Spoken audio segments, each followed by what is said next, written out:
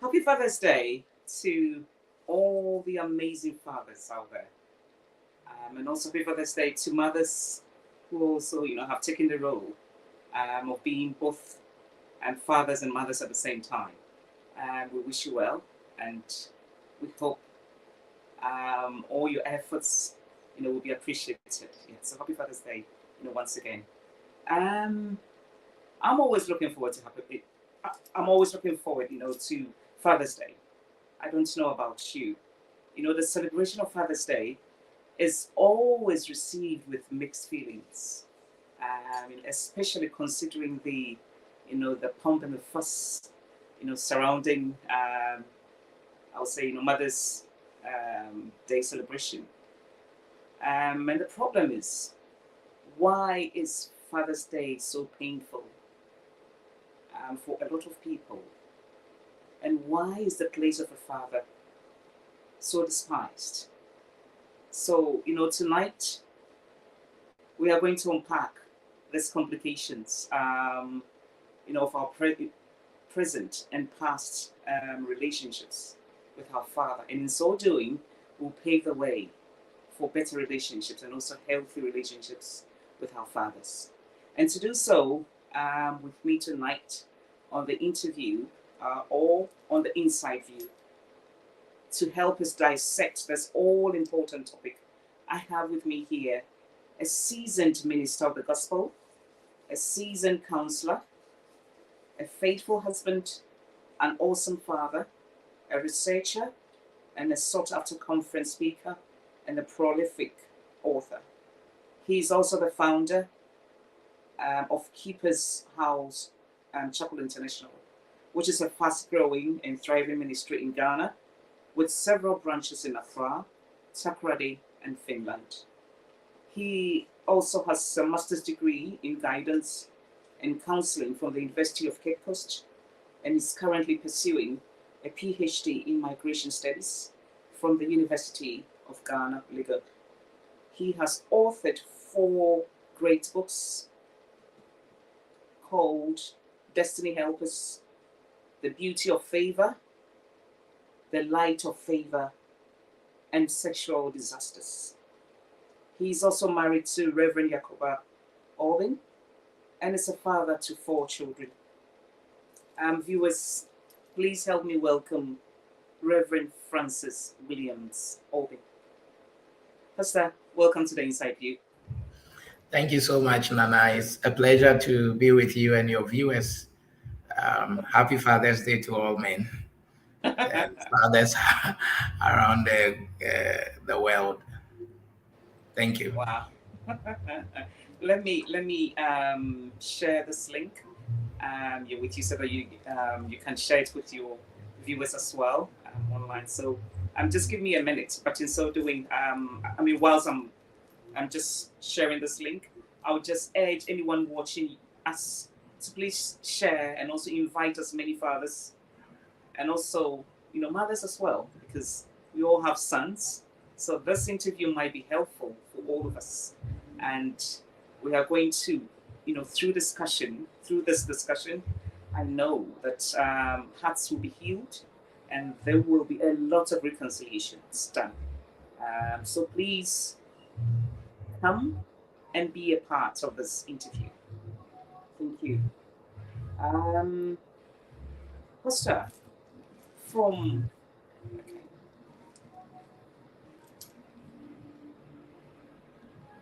let me share. Just hold on a minute. Let me go to my YouTube. And sorry about that. Let me share the link so that you can also share this. I know people are watching, so 1 minute.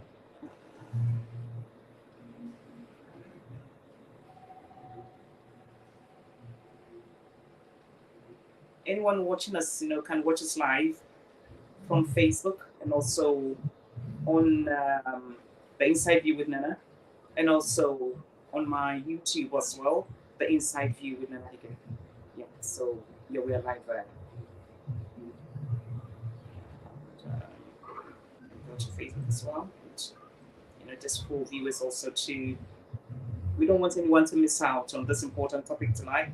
So I will just urge you to share and share and share.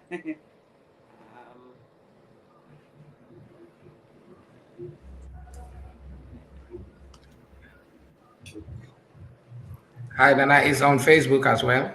Yes, yes, we're on Facebook as well. Yes, we are. So if you can, yeah, please share from my page. That's the inside view with Nana Hagen. That's from my actual page. Yeah.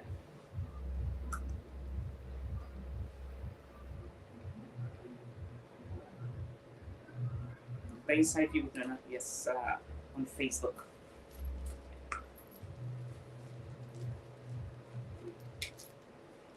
We want people to share their Father's Day experiences here today with us. And we are ready for your comments and also for your questions. So please do send in your questions. And also, if you have anything that is on your heart that you think you want Pastor Aubyn to help you with, please make your questions. And also, if you have any contributions, yes, as usual, yeah, you can send them across.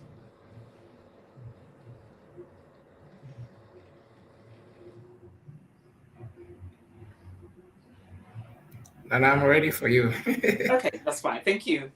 Pastor, from the traditional and modern understanding, who is a father? And I'm ready for you. Okay, that's fine. Thank you. Pastor, from the traditional and modern understanding, who is a father? A father, traditionally and even biblically, is a source. So it's a life giver. We believe that a father gives life to kids, and kids are the foundation of society. So the biblical foundation is Abba Father, and we can all claim adoption as children of God. And so a father is a source to life.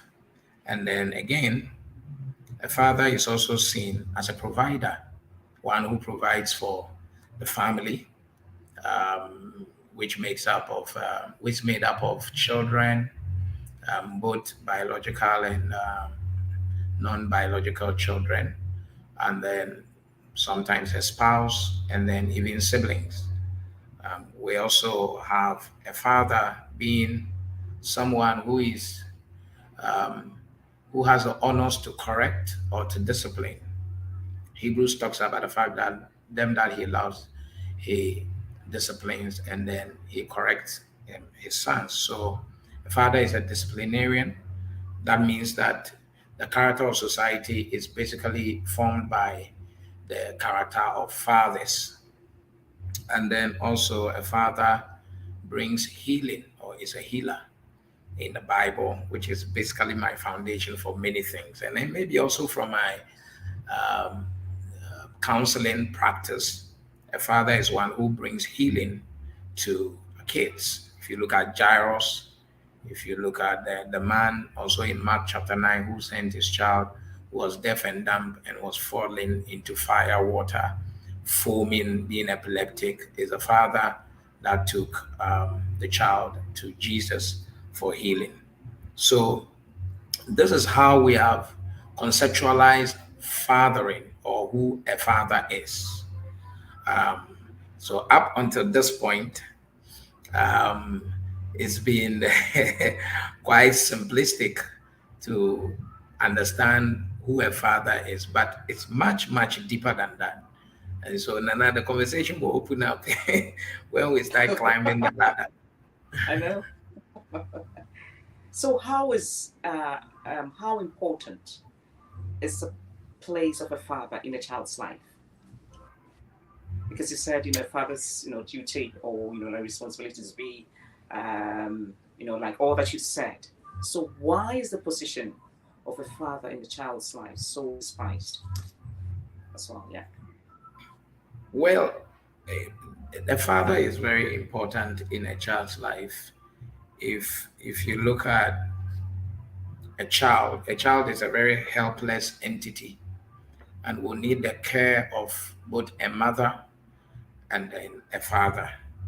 So a child will need someone who will bless them, someone who will nourish them, someone who will protect them, someone who will guide them, and someone who will inspire them or motivate them. So these are the general overview of why people need fathers in their lives. Somebody to bless them. Abraham blessed his house. Isaac blessed his house. Jacob blessed his house. I bless my house. And someone who will nourish them, feed them, someone who will protect them because they are helpless, and someone who will guide and inspire them. Like I said before, these are very simplistic analogies and practical truth as well when it comes to fathering. Um, in our time where the celebration of Father's Day has become a bit complicated. Here in Ghana, one journalist went on his knees and begged the fathers in a longer period of his drive time and begged society to celebrate fathers. So it Oh, clearly tells you that a lot of people have got issues with fathers, and I know. we need to delve into it. I don't know, but I am always looking forward to Father's Day. But I understand, not everybody is fortunate to have um, a good or a present father in their lives. So, Pastor, what are the core roles and responsibility of a father in parenting? First of Go ahead. all, to understand the responsibilities of fathers, like I've mentioned, we need to understand some basic concept about Mhm. fathering. So we have said that fathering or a father is a source, but fathering is a different ball game. So a father is not just somebody who biologically gives birth to a child, Mhm. but the person who nurtures the child, builds an emotional connection, psychological connection, a spiritual connection with the child, then that person becomes the father. So a father can be seen, one, as a status, as somebody possibly who biologically gave birth to the child. If you went to do a pathology or a paternity test, you find out that there will be a DNA match. But of course, not everyone who gives birth to a child is interested in the grooming or the nurturing of the child. So, fathering at a higher level is a functionality rather than a status. That's why somebody who biologically gives birth to a child might not be the functional father of the child. So, you can have a father who is different from the father figure in your life. And so, the father figure is more valuable than the biological father or the father in status. So fathering is more of a functionality. So when we don't understand that fathering is a function that we play in shaping the destinies of the children we give birth to, we will be thinking um, in a different way from what the reality is on the ground. And so our society has not come to terms that fathering is more now a functionality than a status. So you can have children in the house and their real parents are on the internet. So somebody can easily radicalize your child. And whilst you are physically staying with a child, a virtual father may be fathering or mentoring or nurturing your child, and then child can become radicalized. So we have to understand that fathering is a functionality. And I don't know if I can go on. Sure, yeah. I thought It's a maybe finish. functionality. So you Yes. have to function as a father in all ramification. If you don't do that, then a big gap is created, and that gap would have to be filled by people, by attitudes, by other traits that the kid will pick along the way. Fathering is also a spirit that we transfer to kids. In Matthew, for instance, chapter 10, talks about when you appear before the governors and they are persecuting you or trying you, what you will say will be given unto you, and the spirit of your father will speak through you. So we understand that fathering is a transference of spirit. And this transference of spirit is what shapes how children operate in society from their childhood to adulthood. So the kind of transfers that possibly, I mean, in remittance, you talk about values, where we talk about social remittances, values, belief systems, customs, traditions, and all these things. We also talk about values and belief systems in our faith walk, in the space that we operate in. So it's a spirit that we pass on to people. It's an impartation. It's a baton that we hand um, onto the next generation, who are basically children that we have to raise. So when a child doesn't have a father in their lives, they don't have this spiritual transfer that helps them to transition from childhood to adulthood as fully functional entities in society. In John chapter 5, Jesus talked about the fact that I have life which was given to me by my father. So a father gives life to the kids. So you see that some kids do not feel alive. It is fathers that make children feel alive. Some kids don't feel alive because there's not a father figure in their lives.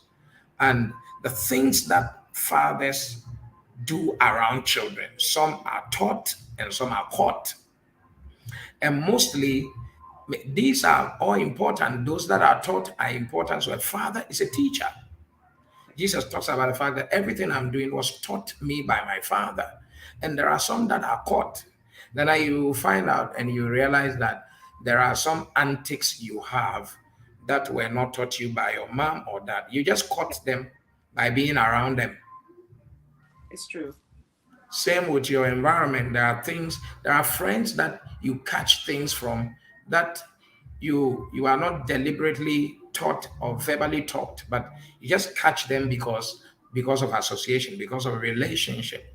So when a father is there, you are giving more than the food on the table, the fees you are paying.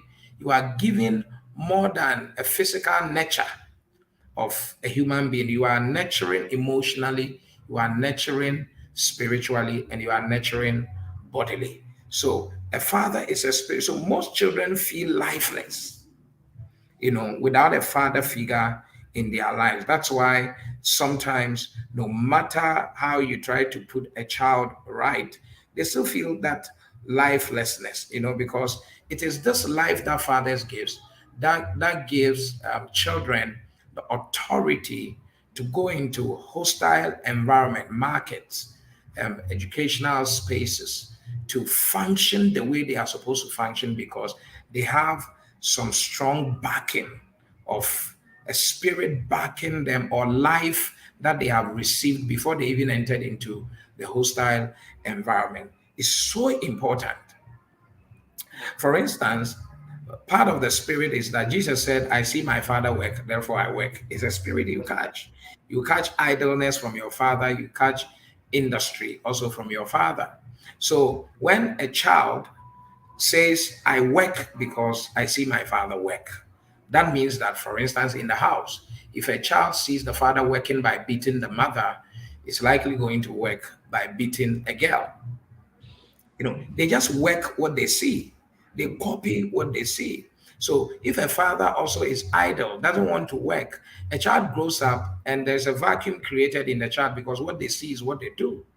And so, if they are not seeing their father working to bring joy, comfort to the family in the three areas I've mentioned, bodily, soulish, and spiritually, then the child is going to grow. And if it's a boy, he's going to lie in the couch and think that I need a woman who is going to take care of me. Oh, And that gives rise to opportunism. And so when they are in the life of a lady, if it's a boy, he doesn't understand how to care for the family, care for the spouse, care for the wife, and all of that. They believe that I didn't see my dad work. I saw my mother do all the work to put food on the table. It's not in the place of guys to work. One of the things I've just realized is that what children really hate in terms of abuse and the dysfunction in their families, they hate it so much, but they end up perpetuating it. Oh, Pastor, wait there. We'll get to Because, that point. We'll get to that yes, point because this you've talked about so many things. yeah, A father being more of a functional figure, more than a status, and a father is a life giver. I mean, you've said so many things, but how have traditional roles of fatherhood actually changed in the context of evolving gender roles in modern homes? it's changed. The literature says that globalization has actually, through education, shifted some of the narratives. So, of course, we know that the norm is that in most patriarchal environments, such as the global south, um, is the care work, which is an unpaid work, um, is normally that which is in the domain of women. So the women give birth to kids, women care for kids, women take care of the home in terms of cooking and keeping the home and the house chores. The men may be reading graphic, that's in the olden days, or the newspaper and watching television, and the women will slave for them. But with globalization and civilization, um, and education, most importantly, we have seen that the roles of fathers are gradually changing and the roles of mothers are changing. So fathers are beginning to come into the center rather than staying in a corner where a father was seen to be a father because they could provide something on the table, like food on the table, or they could provide money for the school fees and all of that. So that's where traditionally the power of men who are supposed to be traditionally fathers um, was. But how about when you marry a woman who doesn't come from a poor home and has resources? Where's going to be your power? So you see that the traditional roles of fathers have been evolving, where the power dynamics have been shifting from either extreme right or left to the center. So these roles are changing. Now, a father must be interested in the field work or the practical development of a child.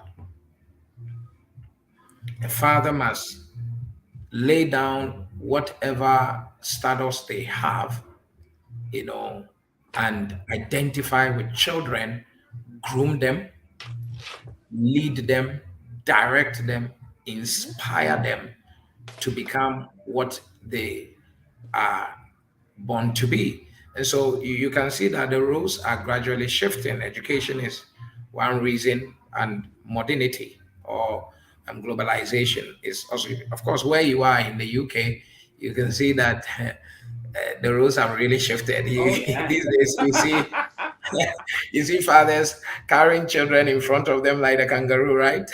And pushing proms and changing nappies everywhere, Yes, changing Yeah. diapers. I take my kids to school basically every morning and pick them as much as I can. I go for PTA meetings. When they need something from school, they rather call me. My number is the one that's there. Before it's the mother that will be doing all these things, whether she can or not. And then children come home, we have to help them do homework. My background is mathematics and economics for my undergrad, and my wife is also geography, mathematics, and all of it. But I seem to remember more of my mathematics than she does. So when they bring the hard homework and the math and the rest are quite deep, I have to rise to the occasion. But I have to check homework.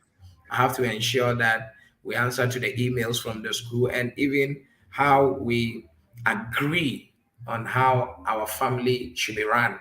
When I'm going to school, I'm praying with them in the car. We pray before we sleep. We talk. But I didn't start like this. I used to be very engrossed with ministry, taking care of other people so much so that sometimes by the time I come, either they are asleep or they wake up and they are going and I am asleep. But I started Which going you? to, I started changing the narrative because where you come from has, or the family you come from has a lot to say in how you function. Yeah. So I come from a dysfunctional, broken home. Never grew up seeing my mom and dad living together, even though I had the opportunity to live with my father. But he sacked me several times. I went and came, went and came, went and came, until I went to stay with my pastor. So when I went to stay with my pastor and certain families that I stayed with in my secondary school days, then Mhm. later on stayed with my pastor, those were the days that I saw a man and a woman living together, and I saw how a family tries to gather around the table, how a family comes up. So my pastor was a great example to me Exactly. about how a family should work. And if you listen to me, you realize that I really don't know whether there's male or female when it comes to roles. I believe that we can play the roles, you know, Okay. cross cutting is very important. Yeah. I think, we are so quick to, um, just speak ill, or, just talk against fathers. But sometimes we don't talk about the challenges that, fathers also face, that they feel so, should I say, inadequate, or out of pride, or whatever, to talk about their challenges. So I think, there might be unspoken challenges that fathers actually also face, because I think I did a topic on depression in men, and I realized that is one of the reasons why fathers, you know um, leave home. So it seems that little is talked about or understood about the challenges that fathers face. What do you think about Fathers have like you being a challenges. father, um, do you face challenges? Because obviously then you can use yourself as an example, just talk about the challenges that fathers face, that we mothers or wives or children, we don't actually get to know. Fathers face challenges. We have grown up from a society that wants to see fathers show strength all the time and not emotions. So, from where you and I we traditionally come from, we say that a man doesn't cry, right? Women so. That means she didn't cry. So men bottle up a lot, because what we need to understand is, first of all, our environment has given a certain socialization to us, Mhm, from a patriarchal root. So we're already coming from a particular place that is not really relevant to our time. mhm. So unlike in the olden days where a man going to the farm will cut a wood, the woman will be carrying the firewood with a baby behind and still holding the foodstuff, and the man will be holding the cutlass either behind the woman or ahead of the woman. So the woman carries all the load. But we have moved from that moment and we have come to a place now. Making that transition is so difficult, that it becomes an emotional tangle where people find it difficult to cross that bridge. So, because it's so deeply seated in our environment that it's like the issue of racism. It's so deeply seated that no matter how much you talk about it, it may still be there, because some people they don't see anything than their own color, the color of their skin. And so men have these challenges and they have to fit into a society that has an expectation for them. So men are standing, but you have to understand that some of these men who are standing are actually broken inside. So broken men have grown up, broken boys have grown up to become men. Now they are mentally developed, but they are still broken. When someone is broken, is broken.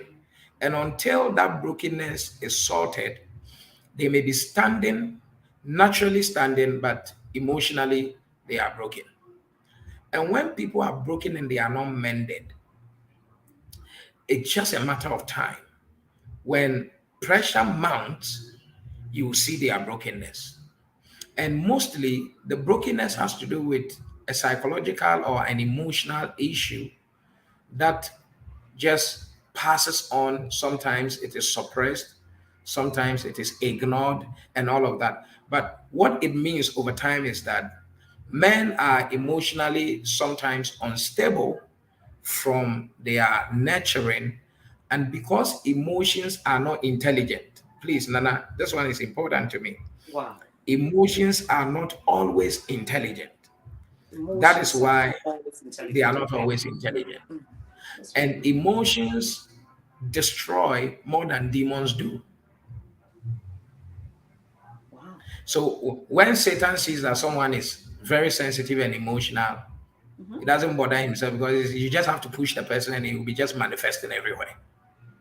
So when someone is angry, it's not necessarily a demonic something. It's just anger, and that anger can boil into something else. And when people are angry, they don't reason well sometimes. When people are sad, they don't reason well sometimes. When people are bitter, they don't. That's why you see spousal murder. That's why you see a father can kill children. Some years in Nigeria, a father was so angry with a husband was so angry with the wife that he was beating the wife that three children came out and said, "Daddy, stop, Daddy, stop." And because he was so angry, he went into the room, took a cutlass, and started weeding everything in front of him. Wed Oh my God. the wife and just chopped down all the children. When he finished and relaxed, he asked himself what he had done. So emotions are not always intelligent, and we grow with these emotions that are not healed, Okay. they are not sorted, and so people don't have the capacity to absorb enough shocks because it's not been built into them. To have shock absorbers, they have to be built into you. And like a car, like a vehicle, when the shock absorbers are bad, when you bang on a pothole or you go on a ramp, it tosses you and you can feel it in your bones. So some people don't have shock absorbers because over time, the people they have associated with, the issues that have befallen them, have created a different personality in them that doesn't make them to function very well. So, with expectations coming, people desire to marry, but they have not built the capacity to marry well. People desire to father children, but they've not built the capacity to absorb all the shocks that come with the expectations of raising children. People even desire to work in in a higher level, but they have not built the capacity for workplace politics, workplace pressure. And so you see people changing jobs all the time. Some people cannot keep a job. And some people feel their bosses are wicked, but they are just demanding simple result from them. Why? Because over time, it takes a father or a parent to build these shock absorbers or capacities emotionally for people. So people can be intelligent and they are still not balanced. And human beings, we are more relational than professional.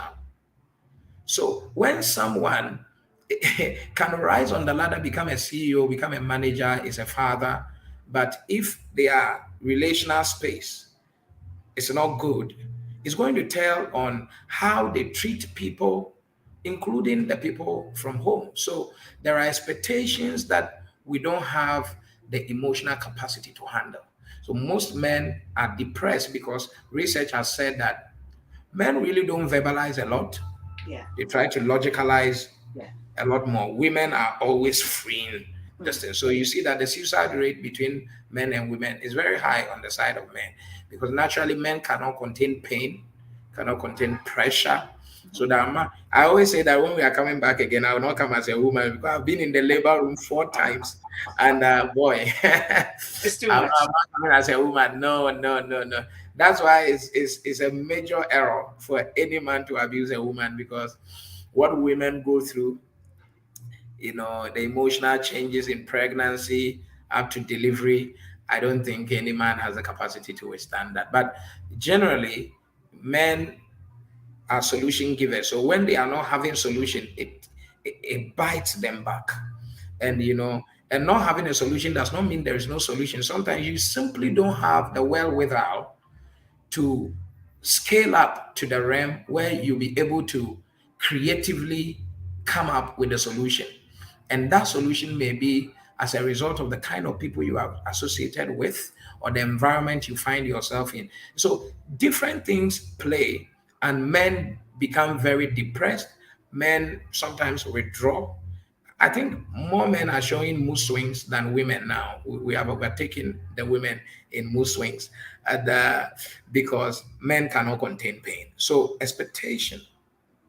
Most men have to be supported by their spouses or partners to be able to function as husbands, because most men come from the place where they have a low self esteem and they are unable to match up to what is expected of them. And that's why a lot of men find it difficult when they are being corrected or when things are suggested to them that feels like it's in their face.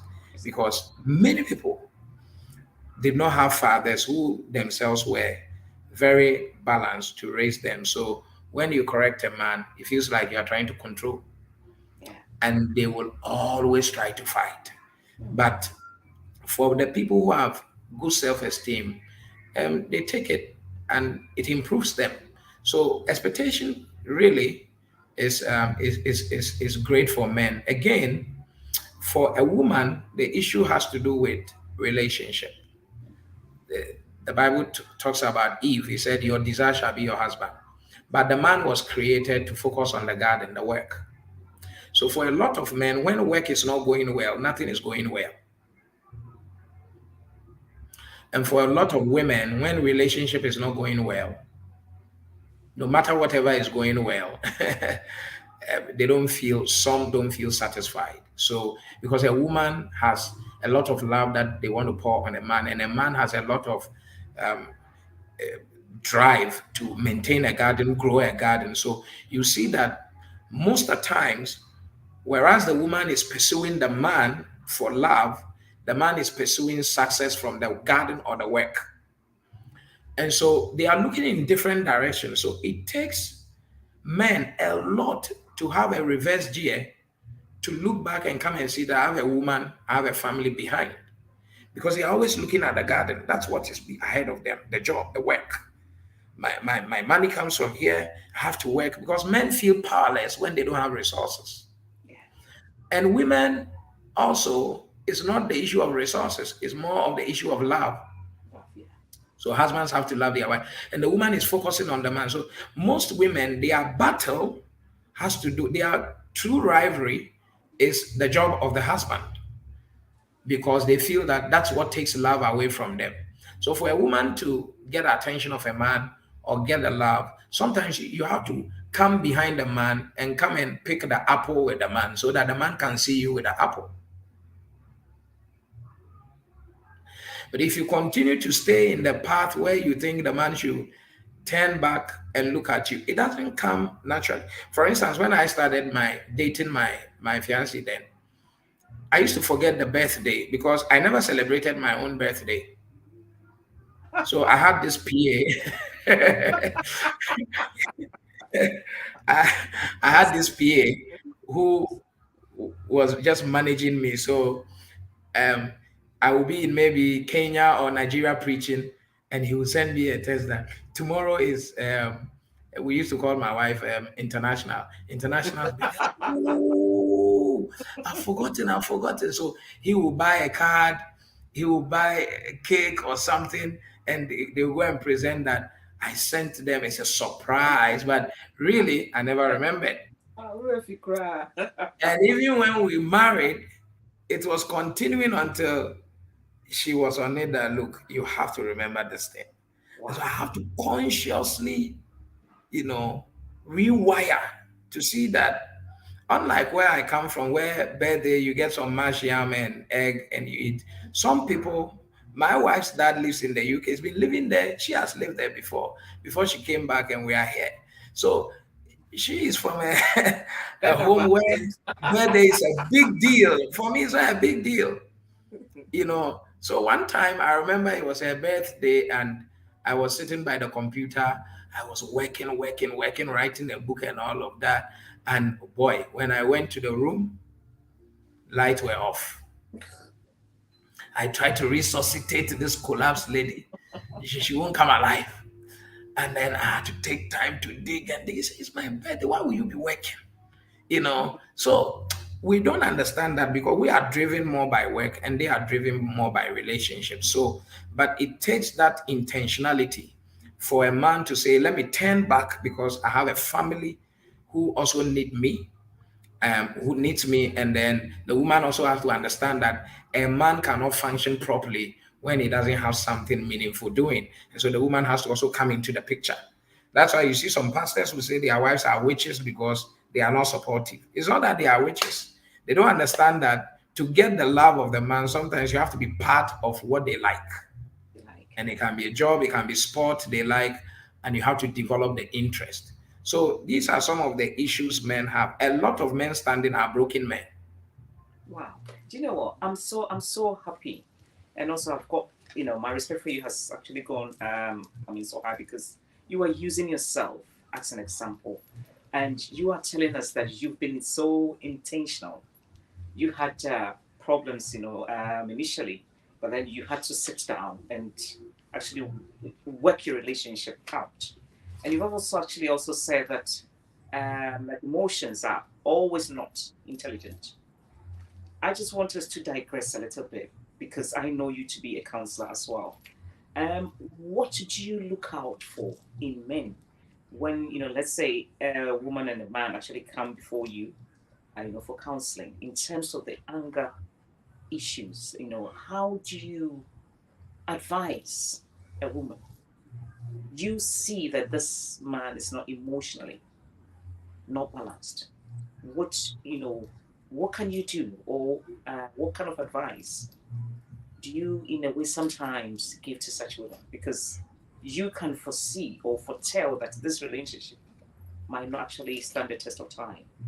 Seeing how broken this man, is, what do you do in such circumstances? Yeah, it really depends in the state that they come in. If assuming they come in premarital, Okay. um, I tell people that everyone in church is a child of God and qualifies to be a husband or a wife, but not every believer is a marriage material Okay. because you can be speaking in tongues and you are mad. You are just not stripped naked on the street. Hmm. So many are mad, but they are just not. They have not started running on the street. There's a lot of implosion going on. Yeah. So you marry someone, of course, they should know the Lord from where I sit. But beyond that, they should have an emotional capital that you can contain or you can handle. So the real thing you look out for, assuming holding faith constant, is the emotional capital of the person because from there you are going to generate character, attitudes, actions, and reactions, the ability to accept you, accommodate you, tolerate you. Their radius of tolerance is built from their emotional capital. So when they are emotionally bankrupt or emotionally deficient, you are going to have a nice guy, a nice looking guy who is going to give you a lot of trouble. So if I am counseling a would-be couple and I saw these things panning out, I'll first of all check either the person is open to therapy or not. And the first point of the therapy will be to point out to the person where the deficiency is. If they come to terms with it, we can start something. Okay. If they think that's how they are, because some people think that's how they are and they should be taken like that, you should never marry people like that. Okay. Because the world is a continually changing world. People who are not dynamic and flexible, they are destroyers. And so if it's anger and they think that that's their personality, they can't change. My father is an angry person. This is how our family is. Then you are not ready for marriage. Because in marriage, you cannot remain, as it were, yourself forever. There would have to be changes. And so when someone is change averse or can't see what everyone is seeing, it means that their reality is different from the standard level of reality. And I will be very bold to tell the lady that this one will be problematic for you. If it's already an ongoing marriage, we have to find every way to do counseling and therapy gradually. It's a process. Some people may quickly turn around by the interventions that will be proffered, and some other people will take a longer time. But we have to be patient with people. We have to also allow people to exhibit whatever is in them so Mm. that we can administer interventions that will bring out the poison in them and give them some kind of succor. So it depends on where they are. If you are a couple already, the woman would have to undergo some form of counseling to build capacity to know how to detonate the anger bombs that someone want to throw when they are in the mood. You have to leave their shooting line Shooting line. because it takes two to fight. Yeah, I know. Yeah. Yeah. And some people feel powerless because in psychology, there's something called self presentation. Some present themselves to be with intimidation, with power. So they have to be screaming and shouting. The first time I traveled to one of the nearby African countries, I was shocked. They in the airport, to churches, to houses, they would just come and say, "Is there a human being here?" And they are always having higher decibels. Like, who is here? Like, is there a human? How do people live like that? But it's very normal for them. And everyone seemed to be very angry on the street. And so there's a way that society can also create certain attributes in people. But whatever the case is, when you see people presenting themselves as intimidating to any other people they are relating with, it's just because it's an emotional deficiency that tells you that they themselves feel weak until they show themselves like that. And so the counseling has to start from inside out because the intimidation and the anger the person is pouring has a root cause, and we have to dig into the root cause. And two people might have different foundations for their anger, and so we have to know the root cause. Then we gradually begin to deal with the root cause so that we can bring the person into a realm where it will be joy to relate with them.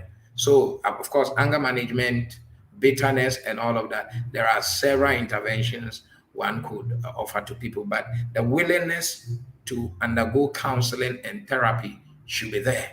If it is not there, it's difficult to make any changes. There's a lot of fuss and pomp, surrounding Mother's Day celebration. But then when it comes to Father's Day, it's so quiet. You don't see anything. There's no noise about it. Even here in the shops, it's so quiet. And sometimes I get so troubled because it's like we are just repeating generational thing, isn't it? Every year it's quiet. So our young boys growing up thinking maybe fathers are not celebrated. But I want to ask you, why is it so important to celebrate fathers? And also, should we celebrate fathers who are absent, who are unreliable, who are not present, and also who are not responsible? Should we celebrate all these fathers? Well, the word celebration should come from the place of excitement and joy, right? Yeah. So it's what it is.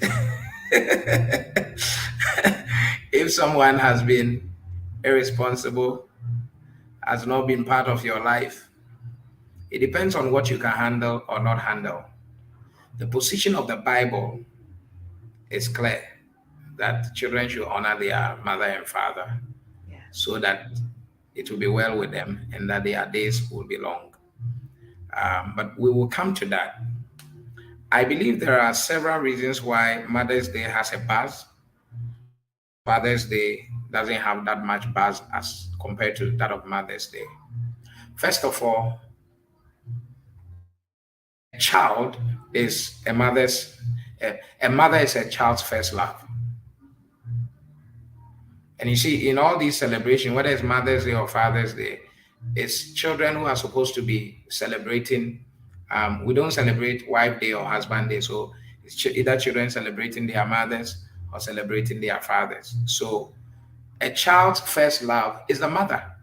So there's that biological connection that children have more with mothers because of the process of birth, and early nurturing that makes them a bond. I mean, if you look at the science of even breastfeeding, there are things in the breast milk that still connect the child to the mother.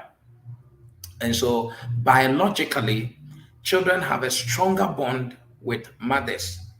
Whether the mothers have done well or not, there's a strong biological bond between mothers and children. And children are mothers' last love. So maybe the husband is the first love, and then the kid is the last love. And boy, last love can be really strong, So mothers, by that bond, will go all the way by that emotional attachment, all the way mostly with their kids. In the valley, they will be there. On the top of the mountain, will be there. In good times, they will be there. Bad times, they will be there. So when Jesus was being crucified, he saw that Joseph was not there. Mother was standing there, weeping and mobilizing women to weep with her.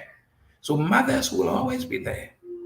And so with this kind of association, emotional connection, bonding, which also brings sacrifice, because the degree of your bonding determines the degree of your sacrifice.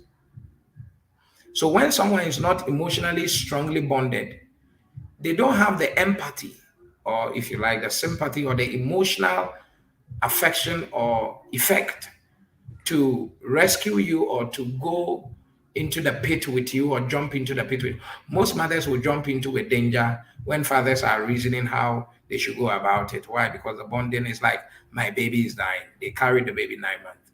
So Yes. naturally, it takes much more for fathers who are seed givers and may not connect themselves emotionally with the seed to find a place in the life of children. So that is why it takes a lot more intentionality for fathers to get into the lives of their children. There must be a lot of sacrifice, a lot of intention to get into the life of the child by doing what a father is expected to do. When a baby is born, there's an expectation for a father. When he becomes an adolescent, it's an expectation. Bible says fathers should not provoke their children. So, and all of that. So every stage comes with the duties and responsibilities that a father has to offer. Most of the times, fathers will provide material things and may not necessarily have emotional connection with children. Whoa. And this lack of connection creates that vacuum that gets filled with pain, gets filled with bitterness, gets filled with disconnection, gets filled with lack of affection or feelings of rejection by children. So a child can be living with a dad and still feels very disconnected. So naturally, I'm saying that biologically, fathers must understand that they have to do a lot more to connect. It's like our connection is more Bluetooth and Wi-Fi than analog plug and pin. You know, so and sometimes that connection is not too strong. So we need Is to it? do a lot more. Hmm. Okay, so with that said, I have seen that many a times the buzz is not there for Father's Day because there's a lot of abandonment and neglect, you know, especially from the roles that have been couched traditionally. mothers are mostly with kids when they are growing up. And you see, the emotional connection really do not happen when people have grown. It's a build up from childhood to adulthood. So there's a point that an individual can continue to live independently without the impact of a mother or a father. So when they cross that line, and mostly fathers try to come back into the lives of children when they have already crossed that line. But mothers will be there right from the beginning. So fathers have to get into the team. Like you have to get selection into the team to be there from when a child will emotionally need you to build up so that you'll be part of the memory of the child. You'll be part of the subconsciousness of the child, the consciousness of the child, the reflexes of the child, and so the child will embrace you emotionally as an asset rather than a living liability. So when children feel abandonment, mostly when and anything that children see brings suffering to their mother per se, they will fight against. So sometimes a father is there living with the children, he's really there, but he's fighting the mother. The kids feel like they have to defend their mother because they feel like their mother. So there's that abandonment, and rejection that makes children not to celebrate their fathers on Father's Day. Again, there are also dysfunctional family traditions or structures. So there's the lack of training um, that boys don't have in growing up to become very balanced fathers. So when boys don't get training, you talk about your dad. I grew up with my stepdad. I grew up again with my pastor and some other fathers. Yeah. I mean, I loved my dad. I lived with him at some point in time, but when my dad, and I took very good care of my dad when he grew up, and I'll tell you a story. I've said it several times. When we were growing up, I have two big brothers ahead of me. I'm the third born. We are seven in all. And so my dad had a national anthem that after junior secondary school or junior high, because he was not living together with my mom, he refused to continue with our education. He always said that he's not going to do it because when we grow up and we succeed, because we are matrilineal in inheritance, we'll go to our mother's house. And so my big brother got a technical school to go and do draftsmanship. He was not taken. He was taken to learn carpentry. He didn't continue with the carpentry. He took to fishing, and now he's a professional barber. So that's someone who could have become a draftsman or an architect like your sister. He couldn't become. Then the one I follow, he also got a very good distinction, and he had admission into Mfanspim Secondary School, the same school Kofi Annan attended, the former U.S. Secretary General who has gone to be with the Lord. And my father said, no, when you become successful, you go to your mother's family. So no ways. And we were living with him. So my brother didn't go. He took to trading, selling, and he now deals in electronics somewhere. You know, he had to be helped by some other people. When it was my turn, the story was the same. In fact, my turn, my headmaster in my junior high was living in the same house with us because it's a big house with different flats, and we were in one flat and they were in other flats. So I chose St. Augustine. My father said, "You are not going. As it goes. This is the end of the road." So I was taken care in senior secondary school by my big brother from his small barbering and my grandma, who was a matron in the school. And small monies I used to do, area jobs I used to do for people. And every student at that time in St. Augustine's College was supposed to be admitted into boarding house. We went to beg for me to be made a day student. And I was a day student till I finished school. In fact, I went to lodge in the boarding house just unofficially because the house I was assigned to, the house prefect was also my classmate, so I went to stay there the last term to write my exam. Thankfully, I came out with distinction.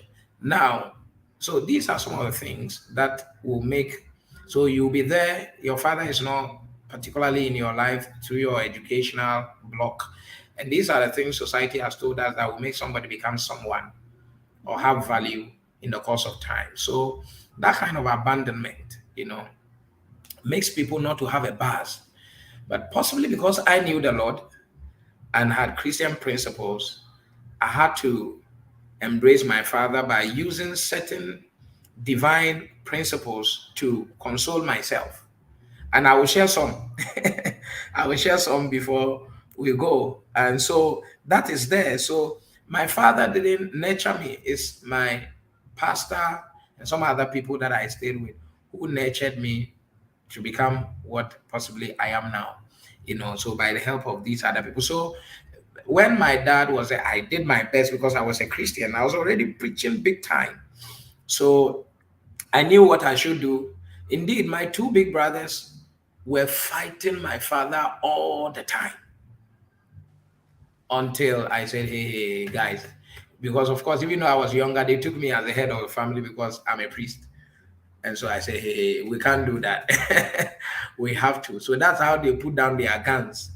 And then we started having some relationships going and all of that. So it's not an easy thing. When I heard that my dad was dead, um, of course, every kind of loss is painful. But Yeah. um, last week or last 2 weeks, one of my singers in church heard that the dad passed. And where she was standing, she collapsed right there. Oh. In my head, it cannot happen. It can happen with some other father figure, but not my biological father. I was so calm and collected. Of course, I built a better relationship because of the kind of understanding I have from the Bible, but still, I was not going to dive because he had passed on. So it still has a way. My wife always tells me that, I say that the way sometimes you behave, come and cut cake, you are running away. Whoever raised you has worried you and all of that. So there is no, that abandonment can be an issue. And then fathers' inability also to separate issues they have with their spouses, you Okay. know, inability not to transfer. There's a lot of transference of aggression, and bitterness and bad blood from a mother to children. So when a father is not happy with the lady, he just cannot separate the issues between himself and the lady he professed love to Mhm. and the children that has come out as a result of the relationship. And so for some men, when they are not happy with a woman, it extends to the children. Yeah. And in most cases, that kind of transference makes the children to become a burden on the mother, practically, emotionally, and physically. And so the men play this kind of a thing that makes the children not to properly connect. And so they become more repulsive to the children because the children don't understand why they are treated the way they are treated, even though they know they have not done anything. Mhm. So an image is created in their head that doesn't do not allow them to celebrate their fathers as heroes because they are more of a threat, existential threat to them than something that brings joy into their society. And so that inability to separate the issues you have with your spouse. But most people transfer the aggression, the anger to children. They are screaming all the time, quarreling when children are there, altercation, throwing things. So the children grow up and realize that you have destroyed me without even me starting life. Yeah. And they can't, no child celebrate an abuser. No. I've not seen a rape victim celebrating the rapist. No. It doesn't work that way. So it may be a physical abuse, it may be a verbal abuse, emotional abuse. Once there's transference and people don't find grounds for which that aggression is on them, they are not going to celebrate you. Then also in the contemporary time where feminism tried to take center stage, some people who took it to the extreme right or left, created an imbalance as if men are not important. Unfortunately, science is gradually coming to a place where it's almost collaborating that kind of position. Yeah. So now women can give birth to children without really a physical father. There can be an IVF, and the woman doesn't know the sperm of the man they are using. They don't have to know them. There can be surrogacy, and people can have children without men in their lives. So with time, as society is evolving, you can see that the place of men Mm-hmm. is gradually, eroding, Really. until people really don't need them physically in their lives to have the things that traditionally men could give. I'm a seed giver, but now people can buy the seed. It's terrifying. And so, Yeah, it's terrifying, honestly. Even though it's yeah, convenient, but it's a bit. Um, I don't want to say worrying, but I'm looking ahead. Years to come. Um, with this issue. Anyway, yeah. Pastor, But what? the last point I wanted to make here Okay. is why we are having also people who are not going to even, this thing is even going to get worse if we are not careful, Mm, especially in the contemporary time where the issues and arguments around sexuality is not what it used to be. yeah. And so now, who is a boy? Who is a girl? Now, traditionally, you see that girls are trained to become women right from their younger years. Yeah. So I'm sure your mother and your dad were on your case. You Of have to course. bath twice a day. You have Mm-hmm. to know how to sweep, how to cook, how to groom yourself, and all of how to talk, how to walk. You don't sit in a particular way and all of that. Okay, if you don't know how to cook, they will return you from marriage, Oh yes. and all of that. So, right from the beginning, ladies or girls are trained to become good mothers and wives. Wives. Yeah. But boys are not trained to become good husbands and fathers. Boys are allowed to play football when the girls are in rigorous training. Boys are allowed to run around because a girl's place is in the house and a boy's place is wherever. I don't know. So, boys are not necessarily trained to become men. If we are going to change what pertains right now, we have to train the boys to become good fathers. First of all, good husbands, and then they become good fathers. Because underlining this lethargic way of celebrating men is also many women who are not yielded to the Father's Day celebration because they have been battered and butchered by these men that children have to celebrate. And indeed, some women regret having such men in their lives. And so there is no motivation, there is no push, and all of that. When it's Mother's Day, I push my children to surprise their mother. And today, my wife pushed our children to give me different kinds of surprises because I believe that up until this time, I've been a good husband and a good father to the children.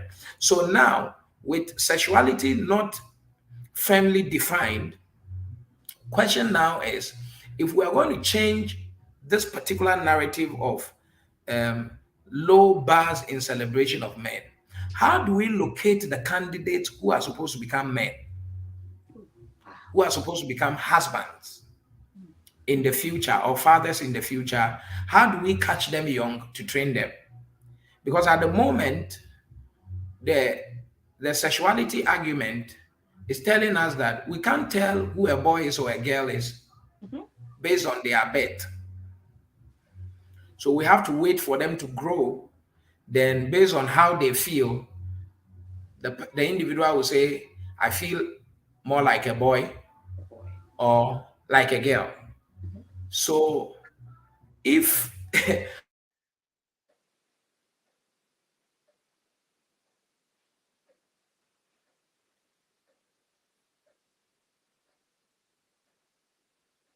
We do apologize for the break in transmission.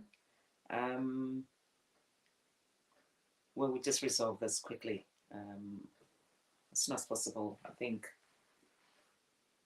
Pastor Aubyn's network is a bit just lagging, so we'll just be back shortly. But in the meantime, if you have enjoyed this discussion so far, please send in your comments if you have any questions. If you have anything that you want to share with us, kindly send it, and then we'll just read it out. Just to encourage someone out there as well. You can also share this conversation from the Inside View with Nana on Facebook and also on YouTube, the Inside View with Nana. Please share to enlighten somebody. Please share to empower any man that feels, I would say, inadequate in this area, so that together we can all raise good fathers and good husbands to our children.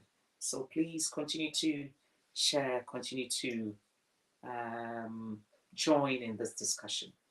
We are just trying to heal wounds. We are just trying to heal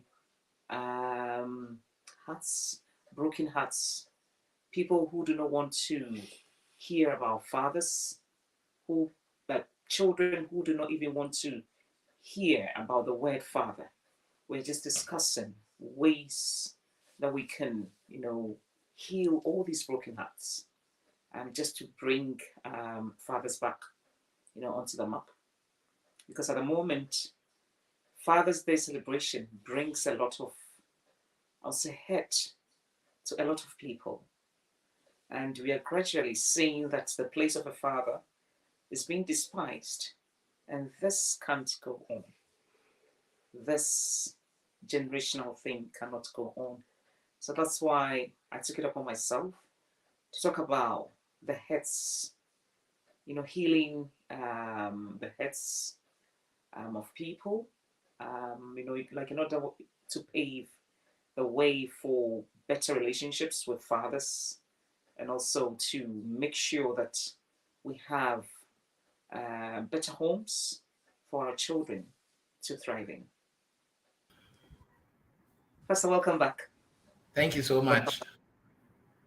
This is my motherland. I understand. No worries at all. Yeah. So, as I was saying, we don't know who a boy is to begin to train and develop the boy to become a man, a good husband, and a good father. So it's going to get worse if God doesn't intervene because of the sexuality argument. So we have to be thinking. And all of these will contribute to the low bars in, of course, that surrounds the Father's Day celebration, because people have experiences that makes the celebration of Father's Day more of a burden than Yeah. a blessing, Yeah. you know. But I must say that in recent time, with education, globalization, especially migration, Yeah. a lot of fathers are doing well. A lot of fathers are doing well. When I go to my kids' school, I see more men bringing kids to school and picking kids. I see where I go for PTA, I see a lot of men. You know, Hitherto, women flooded the whole place. Yeah. But now men want to be in the lives of their children, and they want to, be there, sport, open day. I go to open the books of the children, I play with them, Yeah. I bath them. These days, their mother doesn't wake up in the morning to do those things. Either I'm bathing or I'm supervising that to be done. I go wake them up, blah, blah, blah, because we have a small baby, and how that one can determine when the mother sleeps and all of that. Yeah. So we have to do that. And if the three 12, 9, 6 were left to me, I think I'll be able to hold my own, with little help or none, because of the stage that they find themselves, and I wouldn't be disturbed at all. But Some other fathers will not countenance that at all. So they rather maybe send them somewhere, or and it's a problem. So children don't have some children, I must say, don't have a lot of buzz around this father issue, especially biological fathers. Yeah. But they may have other father figures whom they are very happy to celebrate. And sometimes the celebration of a father figure away from a biological figure brings different complexities. Yeah. So it now becomes something that's done undertone, Hmm. in the corner or privately, so that the already sensitive and escalating relationships don't get, sparked again into different levels. So really, but I must say that men have moved the boundaries. I They know. have moved the boundaries. Your testimony is great. My father did his best towards the end of his life, even though we're all grown then, but I mean, better late than never. I know, because we still have children that are so scared of their fathers. In your case, you managed, or you have managed to be so intentional about the way you are raising your children and also in your relationship towards your wife. But we still do have a lot of people carrying a lot of pain, a lot of unforgiveness in their hearts that you actually think or thought that maybe they should actually do better when they get married. But some of them find they're able to snap off, actually out of it. In your case, you become a better father, a adopting father. I mean, where you are so involved in your children's life. These same father, boys that have grown up to be fathers or husbands now, with your background, they still carry the same um, pain or whatever into their relationships, and they even become worse fathers. Like in their upbringing. What can be done to break this generational, um, okay, I would say curse that has been, it's a cyclical thing. What can be done to break this? Very cyclical. And first of all, we have to understand that hurting people hurt people. Hmm. People who are hurt, they go ahead to hurt.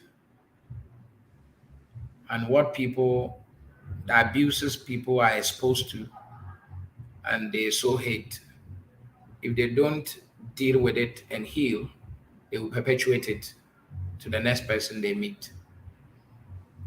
Because what these things do is that they form part of your life unconsciously. And you may not even think you are that until you are put under pressure. Okay. Then you start, manifesting certain stuff. So what children get exposed to is very important. But for me, the point of therapy starts from when you have intentionality that something has gone wrong with me and I need to deal with it. Like in every field, identification of a problem is the beginning of the solution. Solution. Yeah. Okay, so in my case, I was in church and I saw a scripture that said that they were they did according to their several abilities, and they were given grace. Okay, grace is what makes people to function or perform. Yeah. So I came to an understanding that anybody who doesn't have grace to do something, when they put their hand into the thing, even if they have good motives and good intentions, they will destroy it. I'm showing you the point of my healing. And I never fought my dad like my two elderly brothers did from the beginning. Hmm. So I was able to convince myself, because I was in church and hearing the word of God transforming me over time, that possibly my father was given grace Hmm. to a certain level. Not everybody will accept this kind of explanation. to raise me. And indeed, when my father took over my schooling from class five, my mom died first day in class five, primary five, Oh, first day. My father took over from primary six. It was my stepdad who was taking him. So I went to stay with my dad, and that's when I learned how to spell my surname well. I used to spell it Obeng. Okay. I was using a wrong date of birth. So it's when I went to my father and I said, "No, this is not your date of birth, and this is not your surname. This is not how it's spelled." Because all my brothers are Williams. My dad is Williams, but he named me after his uncle. So he named me Francis Williams Aubyn. So he gave me the uncle's name, first and last, and put his Williams in the middle. So I'm the only Aubyn among my siblings. And so he said, "No, this is not your date of birth, and this is not how we spell your name." So he changed it for me. And he changed it for me when I was in GS1. Okay, but I was able to tell myself that, okay, this man, he was giving grace, and I was never sacked for school fees all the time that I stayed with my dad because he would pay before the semester starts, and we were never sacked for school fees for all that junior secondary school or upper primary that he took over. But he said he was not going to do none of schooling from that time. So find your path. And so, and by the grace of God, I got to go to St. Augustine's College. And at that time, I was already in church. About 12, I was already born again, 12, 13 in church. So used to pray on the field. So, after a while, I understood that, well, possibly my dad doesn't have the grace to do this secondary stuff. So I said, God is my father, he's going to take care of me, and he's going to use people to help me.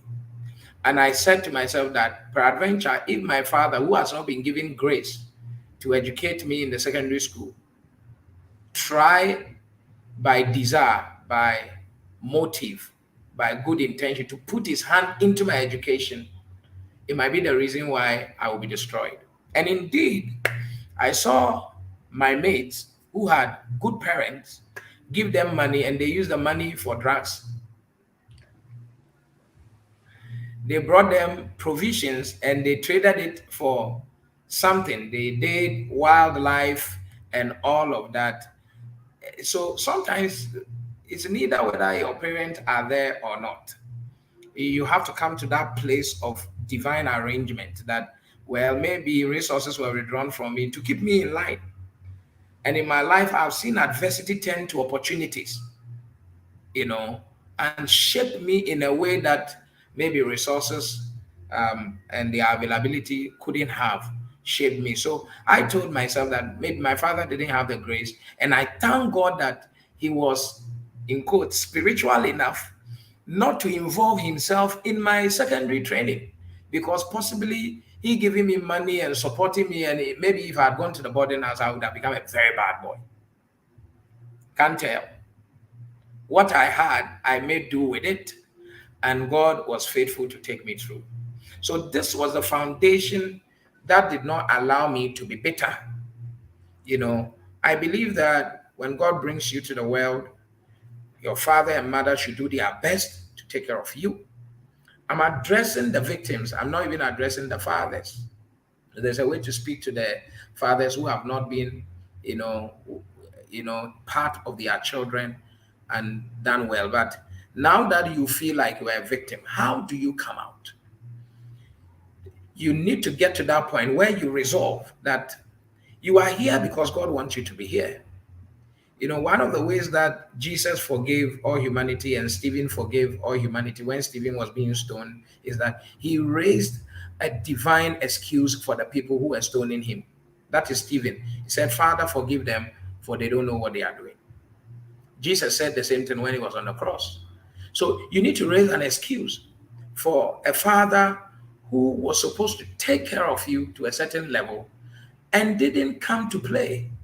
That possibly his ignorance of who and what a father should be is the reason why he couldn't do the things that he was supposed to do, even though he was in a position to do it or whatever. If you don't raise that divine excuse that he didn't know what he was doing, you will be bitter forever. And with that divine excuse comes grace that okay, maybe this man was not supposed to be part of the arrangement God had set for me to go to my next level. Because indeed, I mean, with all sense of responsibility, from where we come from, children are born and deposited into the latrine or the refuse dump, and they still grow up to become something. you know, they become great people. The late Idahosa, who is seen as father of charismatism in Africa, Ben Hinn and all that went through his hands. It is told that he was deposited on a refuse dump. A lot of people have become great um, for rising. But you see, you can rise with a problem, or you can also choose to rise being whole. And it is this wholeness that I'm telling you that if I have been able to overcome it, you can also overcome it. And fundamental to overcoming it is your ability to forgive. And if that forgiveness will work, you need to raise a divine excuse. This man did not know what he was doing. Wow. I think not everybody would agree with this because Not everybody will agree, but yeah, you see, you don't take medicine for someone. You take medicine for yourself. yourself, yeah. Okay, so if the man could leave you, if he stayed with you, he could have maimed you. So what will you choose? That you are grown now by the grace of God. Some things are missing in your life, but you have opportunity to recover. I have recovered, and I'm still recovering. You know, I'm still recovering. I'm still work in progress, but I am better this way because I have control of my life. Rather than some bitterness, pain controlling me. When I saw my dad, I was happy to see my dad because I was happy that God was wise to allow this man to be my father. The rest of the story is between him and God. These are the opportunities I have. When I had to go to school, I had to do my best to study. I had to do my best to do. It's more of helping yourself. And if you don't forgive, you end up doing a double of what was done against you. All these terrorists, majority of them are so because a transferred anger has been given to them. And that lack of forgiveness is the reason why people will put bomb in their dress and go and die with people and leave their children behind. So unforgiveness is like eating poison and expecting someone else to die. So we start from the place where you know that okay, you are not exactly what you are made to feel like you are. Because for many people who feel this pain, some of them feel like, is there something wrong with me that this man left me? Yeah, yeah. But you Because you have have to a lot of understand that, boys actually complaining. You have a lot of kids, especially boys. They tell you, I think there's something wrong with me. That's why my father, left the house. Or maybe yeah, it's so most of the time the children do take the blame for their father's irresponsibility, their father's anger, their father's um, unreliability. mm, You find children complaining, oh, maybe it's because of us. It's because of us that's, and like we don't feel loved enough by our fathers. And sometimes the stuff that kids do tell you really pierce your heart. You know what I mean? So I can understand what you're saying, that when men themselves are not happy, they are full of anger. Obviously, it might transfer onto the children. yeah. Sometimes they might end up And leaving. what happens really is, of course, for anybody who has a sense of rejection, who Yeah. feel like there is something wrong with them, that's why they are being rejected. Mm.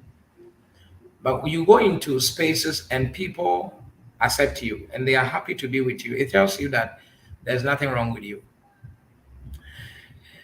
When you are rejected, basically, the one doing the rejection or the rejecting is the one who has something not working well within them. So the anger of your father You are not the foundation of that anger. The anger was there before you were born, most of the times. Mm. Even before maybe he met your mom.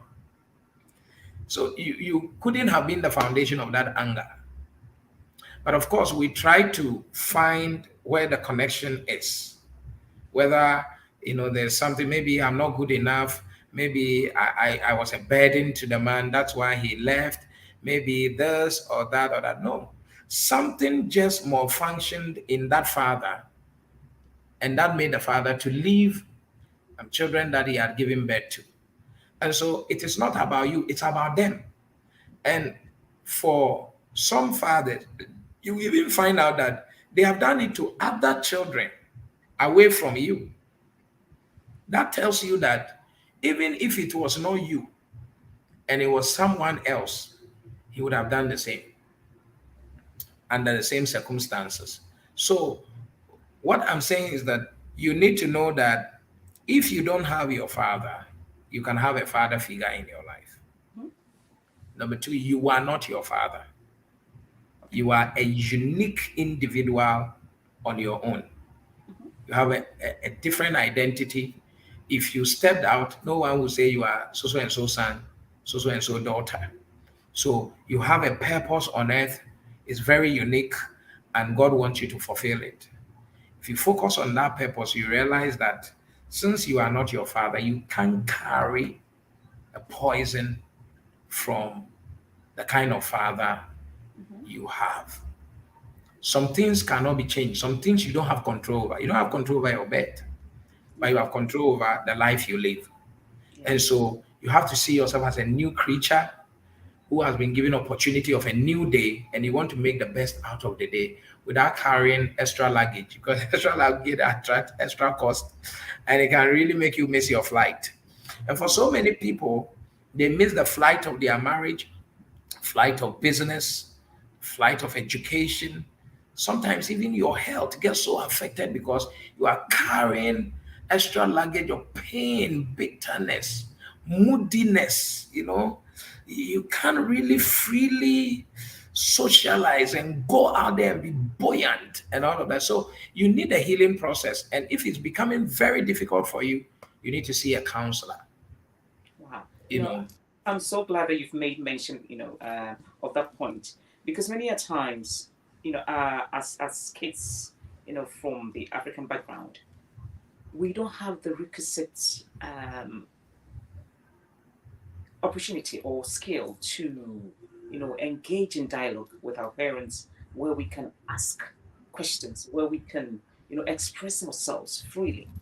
And so in so doing, we end up, bottling, like a lot of things that sometimes not necessarily our faults. So how do we get people to process these past events, and in so doing, be able to have a healthy uh, lifestyle, or maybe from a yeah. health perspective? I mean, how do we help people deal with their You past you issues? help these people because you help these people through these means. Number one, your network is equal to your net worth.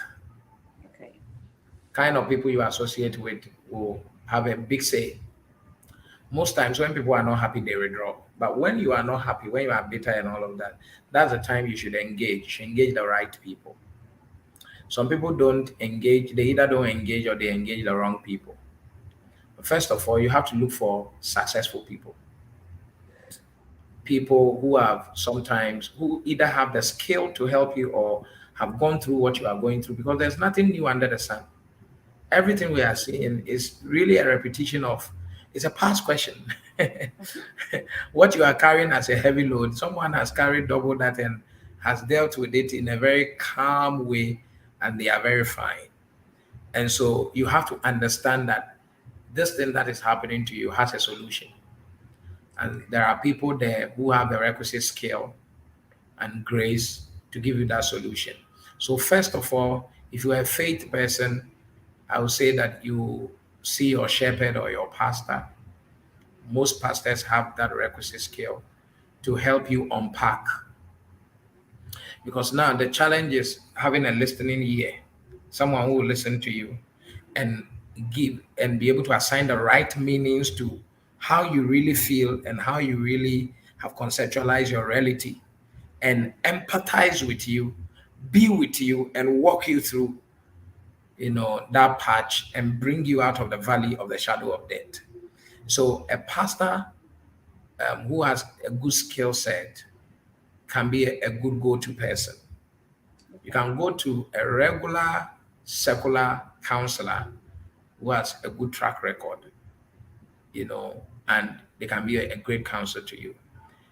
A legitimate, godly, or safe father figure can also help you build you up to fill the vacuum that you feel and then begin to set you on your journey. Mm. So there are even friends who have gone through certain things. We do group therapy, Okay.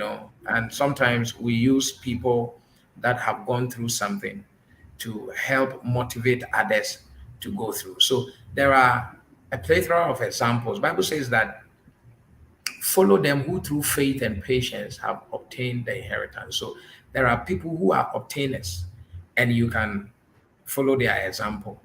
So when you are hurt, when you are on the internet, don't look for more hurting stories. Look for more success stories. Look for more success stories, because that will add more value to you than otherwise.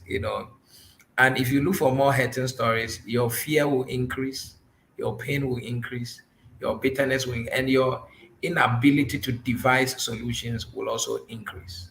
So you become very despondent, and you become very overwhelmed by the emotions of what you are going through. So there are people there. And I want to say that parents or mothers, or yeah, let's say in this case, mothers who are opportune to grow up with these children should ward these children off the negativity of what their fathers have done, because sometimes if it is what it doesn't contribute too much. So constantly having that in the ear of people, because you go to some homes and 5 lines of sentences cannot be said without a reference to an irresponsible father. Yeah, it's true. Yeah. And when that goes on for a long time, it becomes part of someone's psyche, that why am I in this situation? Because the child didn't contribute to that. And so some homes are a bit toxic, and mothers should help children and facilitate the process of their healing. So programs like what we are saying can really be what we are doing, can be a point of healing for some people. I found out that I got very free and very blessed when I was able to easily relate with my dad. And then, so because of that, I'm able to relate with every other person, regardless of what they bring to the table. It doesn't affect me that much. Wow. So soon we've come to the end of to the end of our discussion. Pastor Aubyn, what like in your final words, what do you have for a young man out there, or even a grown-up father? I mean, who is full of bitterness, who is full of anger, and or maybe a young girl or a young mother, a mother, out there who is full of hate towards the father, that he or she does not even want to hear of Father's Day or Father's celebration, because what maybe the father did to maybe the mom or to them is so despicable to the extent that they don't even want to hear the word, and they even want to go ahead or on even to discourage their daughters even from getting married. What do you, like in your final words, what do you have for such wounded people out there who think fathers are not worth celebrating? I would say don't stop yourself. You are stopping yourself by holding on to the bitterness. This is how far God has brought you, or life has brought you. Holding on to the past stops you in your tracks without you knowing. And you are going to be worse than what you hated. You are just the fact that is in you, you must be. So find a divine trash can or dustbin and spit it out into it and be free. It's poison in your system. And with time, if you have poison in your system, everyone and everything around you is going to feast on it. And they are going to be as poisonous as you are. They are going to be as hurt, angry. You'll be throwing tantrums on your children without you knowing, Yeah. and they will learn how to throw tantrums. So find a dustbin somewhere and spit it out. By saying that, what I mean is be determined to look for every opportunity to be healed. Let this determination for therapy be your next goal in life, that I must be healed at all cost. Because holding on to it is taking life out of you, away from you. Snap. And when you are bitter, it begins to affect your bone structure, scientifically proven. You age quicker and you die earlier. So you are actually, even if you don't scream on your children and all of that, you are going to leave your children maybe some 20 years before the time, you know, predetermined for you to leave the earth. And you are going to still leave some children without a mother or a father, because you held on to bitterness. I am not trivializing what you are going through, but as a counselor, I have seen how people have regained their lives back by letting go what they don't have control over. You don't have control over your history, over your past. The past is the past, is history, is yesterday. Today is a present, it's a gift. So embrace today, let the past go so that you know what to do with this gift God has given you. So you find out that sometimes you have to work with people and they bear the name of your father. And even before you work with them, you have a prejudice towards them. And they may be the people who will take you to your next level. But because of that prejudice, you miss the opportunity.